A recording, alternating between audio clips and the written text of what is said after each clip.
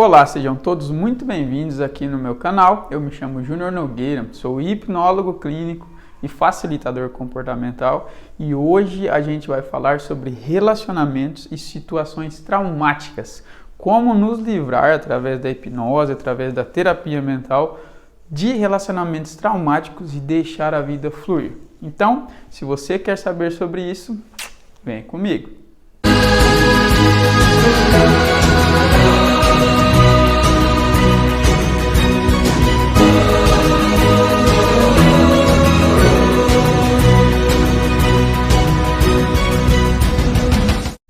Bom, então vamos falar hoje sobre traumas, relacionamentos traumáticos. Antes de começar o conteúdo, vale lembrar que o meu modelo de terapia é um modelo que trabalha o ser humano como um ser integrativo, íntegro. Então, isso quer dizer que eu abordo todos os aspectos que envolvem o ser humano, aspectos sociais, comportamentais, psique humana, aspectos energéticos, metafísicos, enfim, tudo que envolve o ser humano e promove uma melhor saúde, tanto física quanto mental, promove um melhor relacionamento consigo mesmo e com o mundo, são abordados através das terapias mentais. O meu carro-chefe é a hipnose clínica, atuando com PNL, e a facilitação comportamental, com processos de coach, com técnicas comportamentais para auxiliar o indivíduo na vida cotidiana, para auxiliar o indivíduo a aplicar aquilo que se aprende, que se conversa em consultório. Bom, então dito isso, vamos para o que interessa, que é os relacionamentos traumáticos.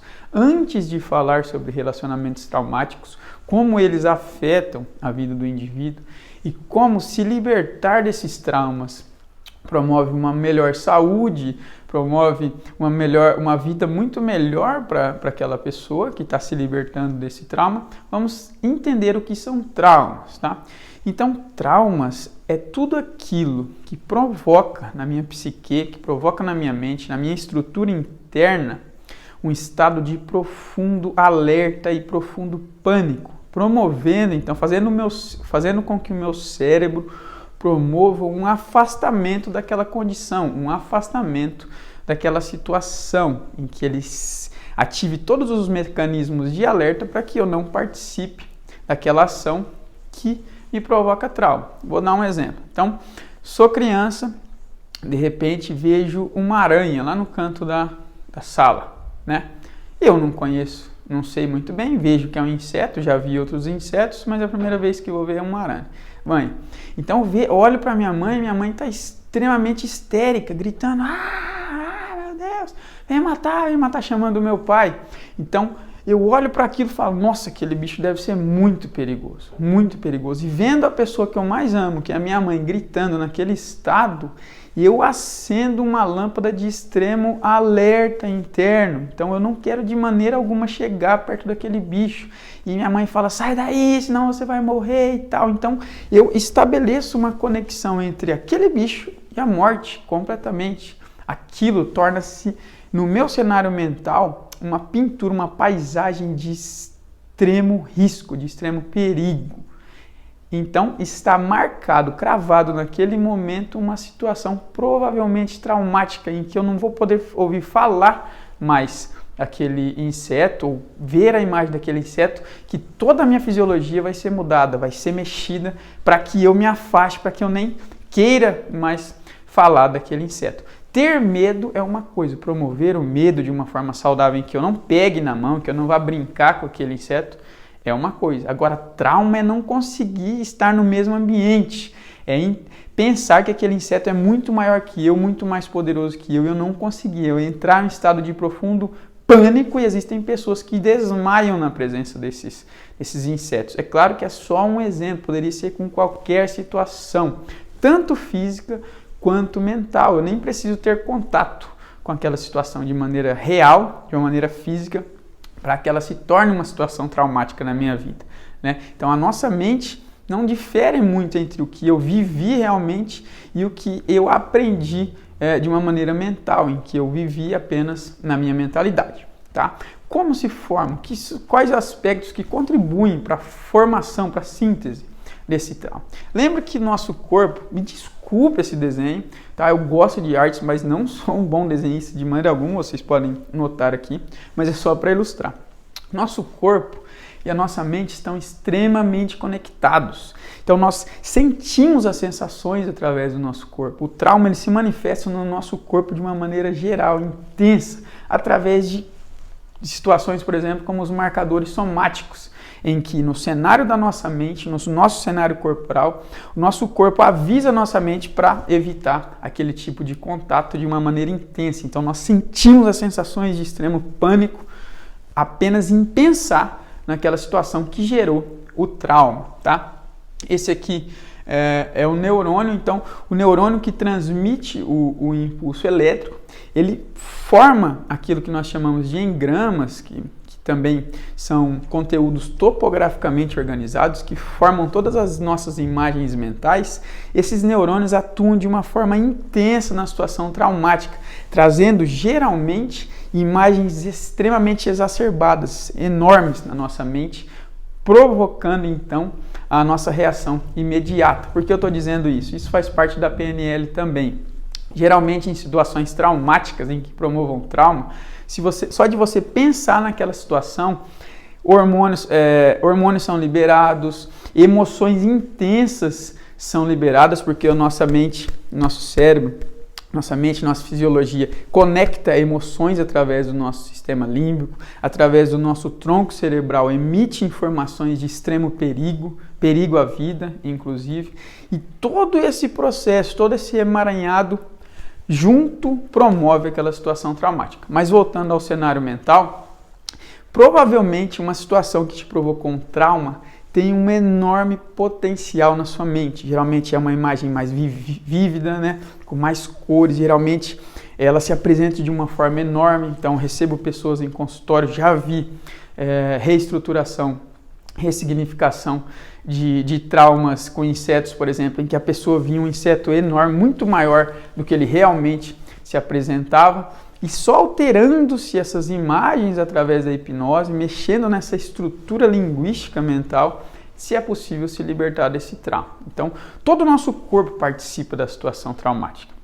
Agora, voltando aos relacionamentos. Imagine que você passou por um relacionamento, teve um relacionamento que foi traumático, que promoveu em você situações em que você saiu desse relacionamento completamente destruído, completamente destruída mentalmente, emocionalmente, né? Em relacionamentos em que você não queria perder e você acabou perdendo, sendo traído ou rompendo no momento em que você não queria, enfim, qualquer tipo de situação. Ou você passou por situações desagradáveis durante o relacionamento mesmo.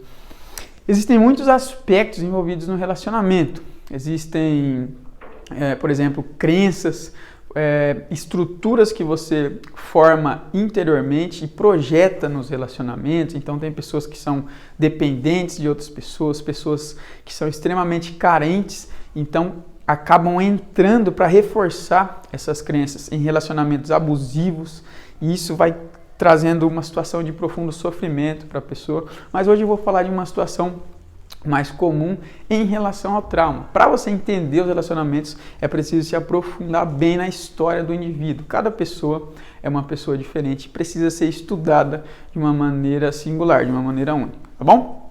Mas voltando assim à situação. Então, você está num relacionamento e por algum motivo rompeu esse relacionamento.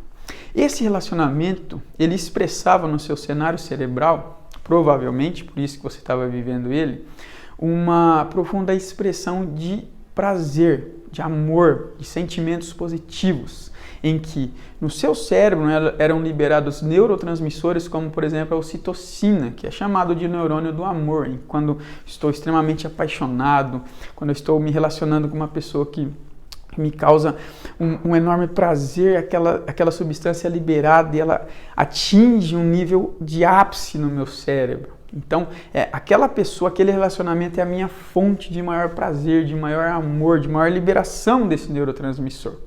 E através desse relacionamento eu consigo estabelecer essa relação de prazer. Em última instância, de uma forma bem simplificada, a nossa mente ela busca fugir da dor e busca ter contato com o prazer. Então, o relacionamento além de tudo, ainda promove essa alteração fisiológica na nossa mente. Pois bem, quando esse relacionamento chega ao término de uma maneira traumática, de uma maneira drástica, de uma maneira sem muito aviso prévio, de uma maneira completamente no momento em que eu não esperava, aquilo provavelmente causa um grande borrão interno. Que borrão é esse? Borrão emocional. É liberado muita emoção naquele momento, causa uma sensação de sofrimento, de dor muito grande interna. Além dessa dor, ainda a mente tende a buscar novamente aquele relacionamento, pois ela fica carente daquelas emoções, daquele neurotransmissor. Então ele fica trazendo no cenário, além de liberar dopamina para que eu vá lá e haja, para que eu reate aquele relacionamento, para que eu vá em busca daquele prazer de novo, ela fica passando na minha mente cenários, eu fico revivendo aquelas memórias positivas para ver se eu busco novamente aquele prazer, para ver se eu busco novamente aquele relacionamento que vai me liberar aquele neurotransmissor, que é a ocitocina que eu falei. Então, o relacionamento promove todas essas mudanças fisiológicas. Logo, se eu estou ausente desse sentimento de prazer, o meu cérebro vai tentar buscar mais isso. Então é isso que acontece às vezes quando a pessoa vai e bebe, começa a beber bebida alcoólica, liga pro ex, liga para ex, manda mensagem, tenta reatar, porque até tem ali uns remembers que falam, né? Por quê? Porque o nosso cérebro está acostumado a encontrar aquilo que ele procura naquele relacionamento, a projetar naquela situação, porque o relacionamento é interno, na verdade, né? Nós projetamos e é através do outro que nós conseguimos buscar aquilo que nós procuramos em termos de funcionamento cerebral, em termos de liberação de neurotransmissores. Então, todo esse aspecto envolve aquele relacionamento. Logo, aquela sensação de sofrimento, de dor, de não conseguir aquilo que eu quero, acende uma luz enorme no meu cérebro. Causa um extremo desequilíbrio também fisiológico, né? Além de mental, fisiológico. Então, o meu cérebro, o meu cenário mental, a minha mente sinaliza de forma corporal, sinaliza de forma marcadores somáticos, sinaliza de forma mental que relacionamento é traumático e que eu não devo mais passar por relacionamentos para não viver aquela situação de trauma que ameaçou a minha sobrevivência. Logo está estabelecido um trauma emocional relacionado a relacionamentos, né? Relacionado a relacionamentos. É redundante, mas tudo bem. Redundante não, mas ficou com um som meio parecido. Enfim, relacionado a relacionamentos, tá?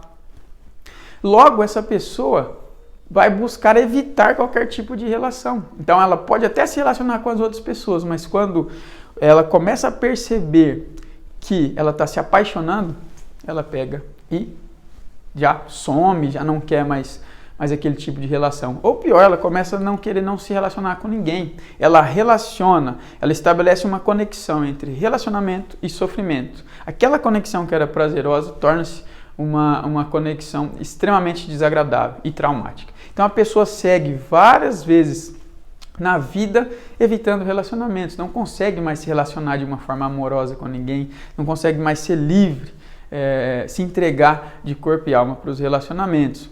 Outra coisa também que acontece, ou pode acontecer, é que a pessoa que não se sente, não se julga internamente, não tem uma crença de merecimento elevada, é que ela vai buscar relacionamentos sempre que promovam esse sofrimento para que ela consolide aquela crença. A nossa mente é programada para buscar aquilo que nós temos como crença, para buscar aquela nossa programação interna. Então ela vai buscar relacionamentos, pode acontecer de buscar relacionamentos que gerem esse sofrimento para que ela consolide cada vez mais aquela crença, para que ela comprove aquilo que ela já tem como certeza interna. Então pode acontecer. Então a pessoa chega lá e fala: olha, Júnior, eu não consigo me relacionar com ninguém, sempre que acontece eu me afasto ou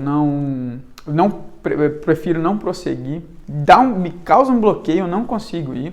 Ou então a pessoa fala, olha, eu estou me relacionando sempre com o mesmo tipo de pessoa, está me causando sempre sofrimento, eu continuo ainda encontrando esse perfil de relacionamento, eu não quero mais isso. Então tudo isso pode acontecer.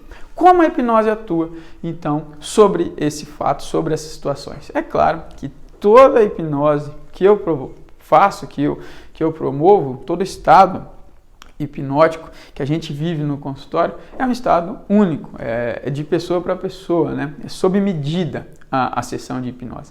Mas em si, a sessão pode buscar o quê? Pode buscar desatar esses nós, desmanchar essas manchas corporais, essas manchas mentais que o meu corpo promoveu, desvencilhar relacionamentos de sofrimento. Então, a gente tenta ressignificar o termo relacionamentos, a ideia de relacionamento, a crença de relacionamento interna do indivíduo. A gente tenta também, ao buscar acessar aquelas memórias através de regressão, memórias daquele relacionamento traumático, dar um novo cenário, dar um novo sentido, um novo rumo, uma nova imagem mental para aquela situação que causou aquele trauma. Se desvencilhar da emoção de trauma. Essa emoção, essa mancha que fica no nosso cenário mental, ela que promove, fica trazendo o tempo inteiro aquela sensação de sofrimento. Então, quando você desata esse nó, quando você libera essa emoção,